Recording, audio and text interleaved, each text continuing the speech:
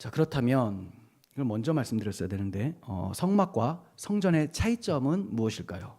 성막과 성전의 차이점. 하나님의 임재처소라는 것은 똑같아요. 그리고 하나님의 영광이 임하는 것 똑같고, 또 하나님과 백성이 교제하는 장소 이것도 같아요. 하지만 차이점도 있습니다. 앞서 말씀드린 대로 성전은 약속의 땅에 도착해서 지어져요. 그러니 움직이지 않죠. 성전을 들고 옮길 수가 없습니다. 정착. 그런데 성막은 광야 기간 동안 이동형 텐트입니다. 그러니까 성전의 이동식 기능을 하는 것이 성막이었던 거예요.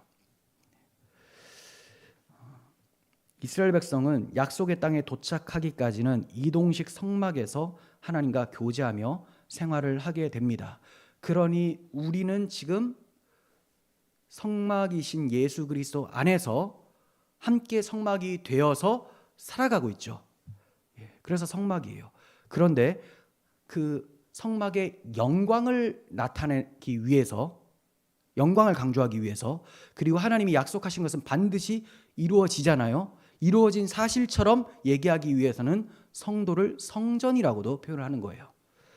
원래 우리의 모습은 지금 성막입니다. 그래서 우리의 모습이 늙고 병들기도 하고 또 부족한 것들을 많이 나타내죠. 성막이에요. 하지만 마침내 고정형 새하늘과 새 땅에 탁 들어가면 이제 완성된 성전으로 하나님 앞에 나아가게 되는 것이죠. 하나님과 교제하는 그것이 이루어지게 되는 것입니다. 자, 그리고 성막과 성전 모두 하나님의 영광이 임하고 백성들과 만나 주시는 처소로서 예수 그리스도의 모형입니다. 하지만 성막은 그리스도의 초림하신 모습, 외적으로 보면 볼품없고 초라해요. 하지만 그분 안에 있는 영광은 충만하다라는 것, 이건 성령 임한 사람들만 보게 되죠. 그래서 성령 임한 사람들만 예수 그리스도의 그 영광스러움을 보았듯이 구약에서도 자기 제사를 드리고 죄가 속함을 받은 사람들, 대제사장이 대신하여 지성소에 들어가죠. 그때 이제 그 영광을 보게 되는 거예요. 그러니까 이스라엘 백성들도 하나님의 영광을, 성막의 영광을 봅니다. 하지만 이방인들 못 봐요. 저기 울타리 넘어 그 제일 밖에 해달 가죽에 덮개, 그 모래로 막 더러워진 거, 이것만 보는 거예요. 그럼 이 불신자들이 봤을 때, 이방인들이 봤을 때, 야, 이스라엘의 왕은 저기 있대. 저게 뭐야? 하면서 놀리겠죠. 하지만 이스라엘 백성들은 아는 거예요. 야, 저기 안에는 엄청나게 영광스러운 금빛이 막 찬란하다. 물론 자기들은 못 들어가도 제사장이 얘기해 주죠.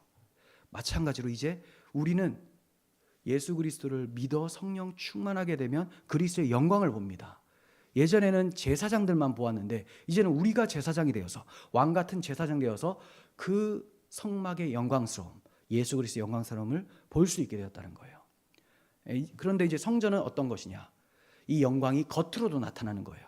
그래서 솔로몬 성전이 겉에도 화려하죠.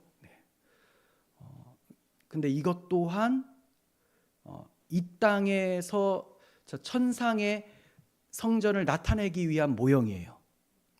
솔로몬 성전도. 그래서 이게 이제 무너지게 되죠. 나중에 예루살렘 성전 파괴가 되고. 그래서 예수님이 이 땅에 오신 것이 성막이고요. 예수님이 부활 승천하셔서 성전의 모습을 갖추세요. 그래서 예수님이 부활하신 모습을 보면 영광스러운 것을 다 보게 됩니다. 그리고 이 성전에 쭉 올라가서 하늘에 정착을 하시는데 아직 완성이 아니에요.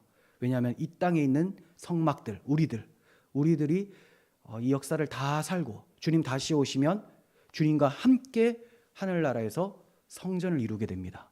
그럼 그 영광스러운 성전, 새하늘과 새 땅, 계시록 21장, 22장의 내용은 예수님의 내용이자 우리들의 내용이에요. 그래서 힘들 때마다 그 21장, 22장을 한번 보세요. 얼마나 영광스러운지. 그 금은 보석 있고 뭐 대리석 같이 막 깔려 있고 이런 거 보면 이거 정말 아름다운 궁전이다 이렇게 생각하는데 그게 우리들의 모습을 보여주는 거예요. 우리들의 모습. 하나님 나라에는 그러면 건물이 없냐? 저는 건물이 있다고 믿습니다. 그런데 그것 또한 우리의 영광스러움을 나타내는 것일 뿐입니다. 정작 그 보석들이나 기둥들 이런 것들은 다 우리들이 하나님의 성전 되었음을 나타내 주는 거예요.